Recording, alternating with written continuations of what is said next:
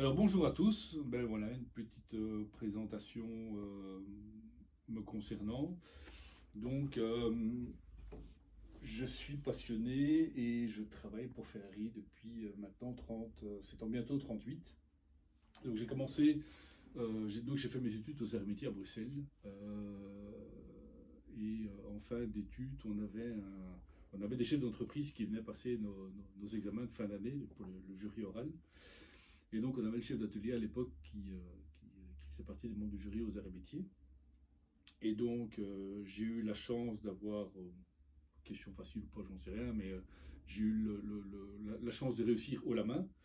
Et donc, à la sortie de mes examens, le gars est venu me trouver en disant, ben voilà, je t'appellerai un jour, donne-moi ton numéro de téléphone. Donc, le GSM n'existait pas encore à l'époque. J'ai dit, ok, ça va. L'école m'avait placé en stage chez Saab du côté de Wavre, en face du Walibi.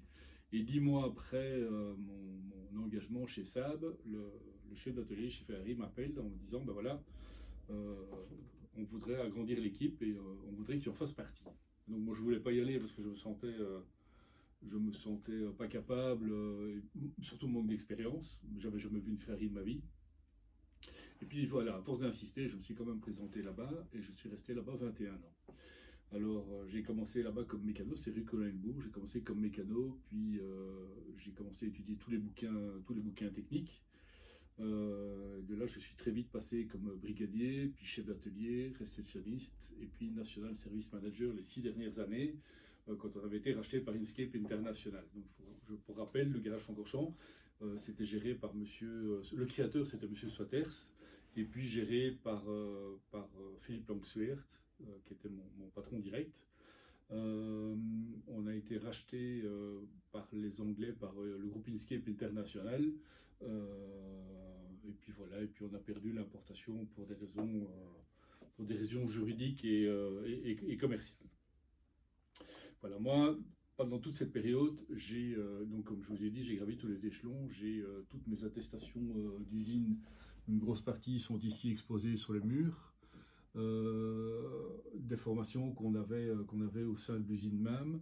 On avait des quality meetings, j'étais team manager pour le challenge.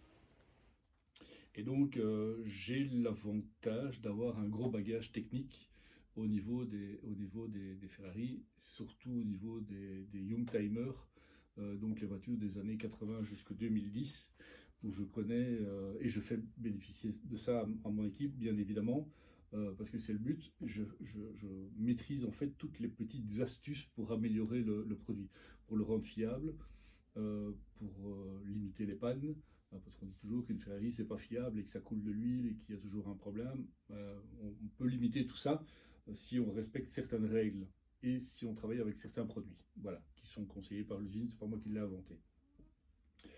Une fois qu'on a perdu l'importation, j'ai travaillé ensuite pour un gros groupe multimarque où j'ai appris beaucoup de choses. J'ai appris l'envers du décor sur la vente additionnelle et sur le, le business de l'automobile en général, peut-être pas toujours très catholique la façon de faire, mais voilà.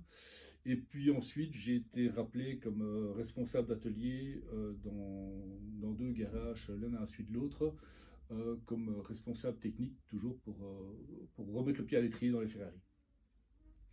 Et voilà, ça m'a permis de rencontrer de nouvelles personnes, ça m'a permis de remettre le pied à l'étrier au niveau des Ferrari, suite à la perte de l'importation. Et puis l'année passée, donc j'avais 57 ans, et j'ai eu une opportunité de pouvoir ouvrir un garage. Puis je me suis remis un petit peu en question en disant, bah voilà, qu'est-ce que je fais? Est-ce que c'est le moment ou pas? Est-ce qu'à mon âge, il faut le faire ou pas? Et puis, bah, avec l'enthousiasme des gens qui m'entourent, je me suis dit, bah ok, ça va, j'y vais. De toute façon, il y a une demande. Et donc, j'ai ouvert mon garage ici sur Liège. Ça s'appelle THM Classique et Supercar. Vous en avez certainement déjà entendu parler.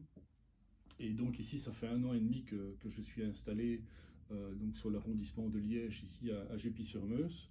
Et j'avoue franchement que je ne suis pas déçu du tout parce que j'ai une clientèle grandissante ça vient de partout, ça vient de Luxembourg, ça vient des quatre coins de la France, ça vient de Hollande, ça vient de partout de la Belgique.